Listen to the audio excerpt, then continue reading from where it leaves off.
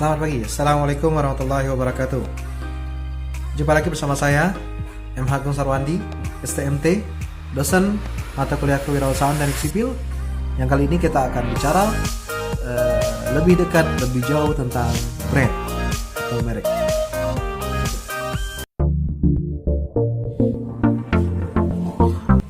Baik teman-teman, mahasiswa semua, dan teman-teman akademisi lain ataupun teman-teman yang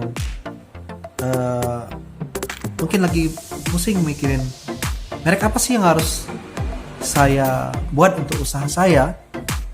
Ini saya harus menulis atau menciptakan merek yang saya enak mendengarnya ataupun enak ketika kita melemparkannya ke pasaran gitu ya. Nah teman-teman, saya akan berbagi tips ya, terkait dengan bagaimana kita membangun merek ya, atau kita bagaimana membangun brand ya. Brand dalam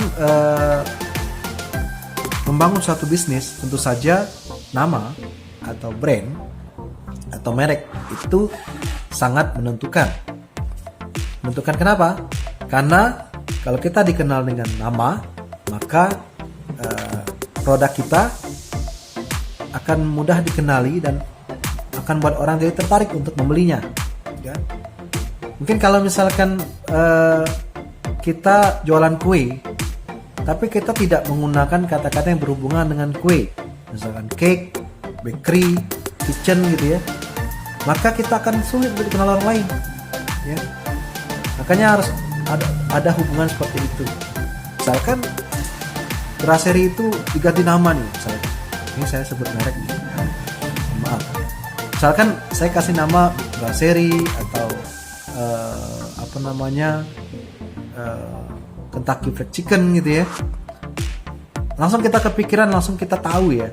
Oh kalau brasserie ada cake gitu ya, itu pasti jualan kue nih.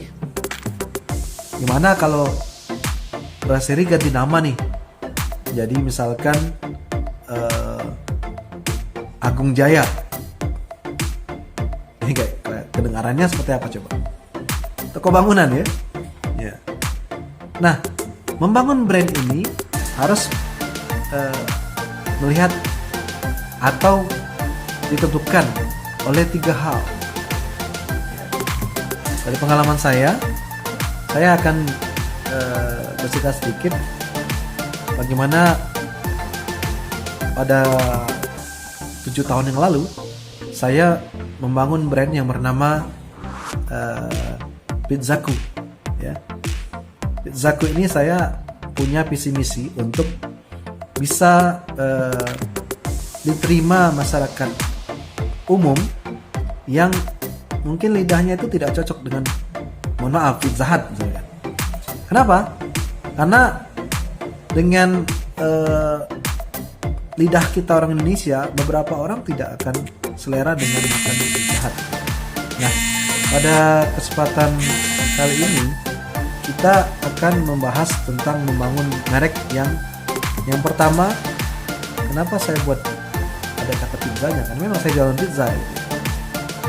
Kenapa kita pakai kitchen? Karena misalkan saya punya brand sekarang NA Kitchen gitu ya. Karena NA itu adalah singkatan nama saya dan istri gitu ya. Kenapa pakai kitchen? Berarti dapurnya kami gitu ya. Mudah untuk yang pertama ya, mudah untuk dicerna dan diucapkan ya. Mudah untuk dicerna dan diucapkan ya. Yang kedua, ini ada kaitannya. Semakin mudah dicerna dan diucapkan, maka brand kita ini harus akrab di telinga ya. Akrab di telinga. Membangun brand yang tidak akrab di telinga itu butuh bertahun-tahun, puluhan tahun bahkan, seperti yang dirasakan pertama kali oleh makanan cepat saji ya, misalkan seperti McD atau KFC gitu ya. Membangun brand yang apalagi berlainan dengan budaya atau dengan cara masyarakat menyantap suatu makanan, misalkan kuliner, maka itu akan rasanya supaya akrab di telinga mereka itu butuh waktu. Nah, carilah brand atau merek yang itu akrab di telinga kita, mudah kita untuk mencernanya, mudah kita untuk ingat, ya, sehingga terngiang-ngiang di telinga. Oh, kalau misalkan mau makan ayam yang enak itu di KFC nih. Membangun brand yang baru, itu orang akan bertanya, oh ini ada juga loh namanya. Dia lebih, antara kutip ya, kutip, lebih halal ya, karena menggunakan nama-nama yang Islami gitu ya. Mohon maaf, bukan karena Islaminya gitu ya, tapi orang akan lihat cara rasanya gitu ya. Rasanya, walaupun yang ketiga ini faktornya juga penting ya, yaitu bangunlah brand, bangunlah merek yang punya arti yang baik. Arti yang baik, dan juga tadi arti ini mudah untuk diingat, ada hubungannya dengan enak didengar di telinga ya. Ini mudah untuk diingat. Nah teman-teman, merek itu ibarat tanda pengenal ya. Jadi dari bagaimana kita mencari merek tadi, merek ini harus mudah membuat kita, usaha kita jadi mudah untuk dikenali, jadi mudah untuk dibeli orang, dan mudah untuk dicari. Kenapa? Kenapa? Karena merek ini tentu saja akan pengaruhi dari penjualan kita ya. Harus mendongkrak penjualan kita. Misalkan selama ini aku ini kan jualan misalkan nasi goreng. Ya udah, nasi goreng. Ada gak nasi goreng sebelah? Ada nasi goreng. Di sudut-sudut kota banyak nasi goreng.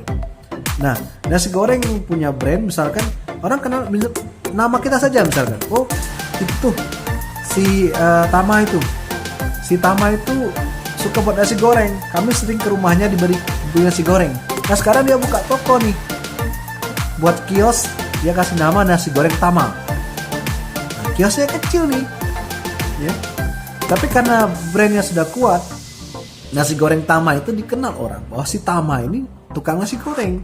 Dia kasih nama nasi goreng Tama gitu kan. Nah produknya biasa ya, semua orang banyak jual nasi goreng. Tapi si Tama ini ada nasi goreng variannya banyak ya. Unik nih, ada nasi goreng T, ada nasi goreng teri gitu ya. Dan ini dari segi keunikannya dia membuat penasaran konsumen untuk nyicipin nih. Yang ini, yang itu gitu ya. Setiap hari ya.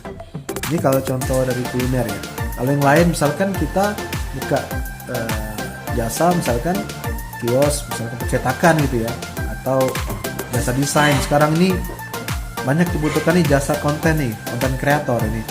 Baik itu desain grafisnya maupun video makernya. Nah, apa yang membuat kita unik dari orang lain gitu. Nah, brand itu untuk mengenal kita. Kita punya ada yang pembedanya ya, yaitu beda secara konten, beda secara konteks ya. Konten dan konteks itu harus berbeda ya. Apa itu konten? Isi kita ya. Isi kita harus berbeda nih. Misalkan nasi goreng, apa sih yang beda nasi gorengnya? Oh, di sana ada nasi goreng isinya T, isinya teri gitu ya, isinya ati ayam gitu ya. Nanti orang nyicip nih, oh udah kena kerasa, udah orang juga akan melihat nih.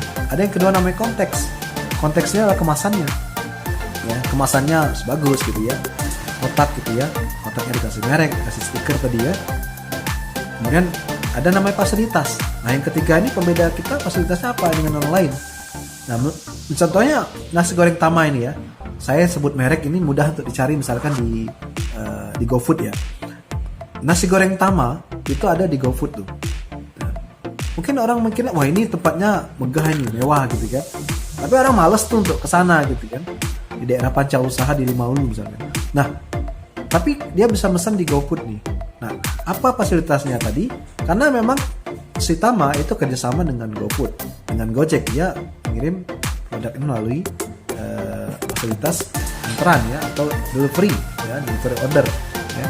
Nah kadang-kala kan ada promo gratis antaran ya, free ongkir nih. Nah apa yang membedakan kita? Nah untuk awal-awal promosi supaya brand kita dikenal orang, mungkin perlu nih gratis ongkir nih ya. Walaupun sekarang si Tama nggak lagi gratis ongkir. Awal-awalnya gratis ongkir tuh. Nah Saya tunggu jawaban kalian. Coba kalian buat di kolom komentar dengan beberapa cara tadi ya. Harus mudah untuk diingat, enak didengar telinga gitu ya. Ada kaitan antara jenis usaha dengan nama brandnya ya, merek kita. Kemudian artinya juga harus baik ya. Mudah untuk diingat. Coba kalian tulis di kolom komentar apa merek kalian ya. Ini bicara merek dulu nih ya. Merek kalian ya. Kemudian merek kalian ini harus kalian jabarkan keunikannya ya. Sehingga ada kaitan tuh antara merek sama keunikan ya. Tambahkan dari merek kalian itu dengan slogan ya. Misalkan kayak KFC gitu ya. Dulu nggak ada slogannya tuh. Sekarang ada KFC jagonya ayam. Ya. Jadi kalau orang lihat jagonya ayam, ketika orang nyicip sekali itu orang ada pembandingan nih. Oh, kalau mau cari ayam tuh cari ini KFC. Ya. Teman saya pernah bilang tuh, kalau mau cari ayam yang enak di KFC. Kalau mau cari burger yang enak itu di McD. Kalau mau cari kentang yang enak atau cemilan yang lain yang enak itu misalkan di yang lain gitu ya. Nah,